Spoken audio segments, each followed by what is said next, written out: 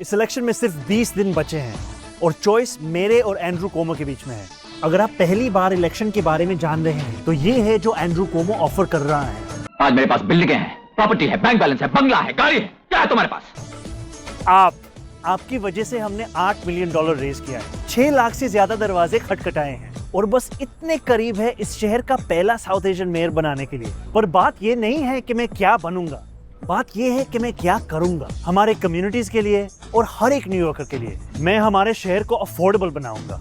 New Yorkers मुश्किल से afford कर रहे हैं रोटी, कपड़ा और मकान। मैं ये सब बदलने के लिए लड़ रहा हूँ, rent free buses, universal child care और सस्ती ग्रोसरीज के जरिए। पर आपको एक सवाल पूछना चाहता हूँ, तुमने कभी किसी को वोट किया? कभी किसी को रैंक किया? देखो, यहाँ न्यूयॉर्क सिटी में हम रैंक चॉइस वोटिंग यूज करते हैं। इसका मतलब है कि सिर्फ एक कैंडिडेट को चूज करने के बजाय आप 5 कैंडिडेट्स तक को रैंक कर सकते हो अपनी पसंद के हिसाब से। सोचिए, ये 5 लस्सिया कैंडिडेट्स हैं और मैं ये वाला हूँ। ये सिस्टम ऐसे काम करता है। सबसे पहले फर्स्ट चॉइस वोट्स काउंट होते हैं। जिस कैंडिडेट के वोट सबसे कम होते हैं उसे हटा दिया जाता है।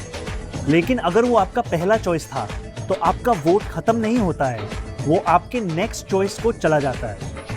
ये प्रोसेस तब तक चलता है जब तक किसी कैंडिडेट के पास आधे से ज्यादा वोट्स ना हो जाएं। आप जितने ज्यादा लोगों को रैंक करते हो उतनी ज्यादा आपकी बैलेट और आवाज में ताकत होती है। इसलिए मैं चाहता हूं कि आप मुझे, ज़ोहरान ममदानी को, अपने बैलेट पे पहले नंबर पे रैंक कीजिए। और सिर्फ मुझे नहीं, बाकी बैलेट भी जरूर भरना। ये 3 दूसरे कैंडिडेट हैं जिनको आप रैंक कीजिए।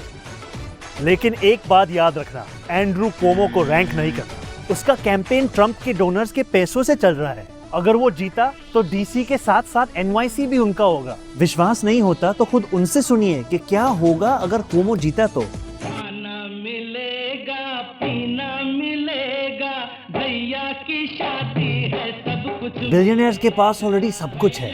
अब आपका टाइम आ गया।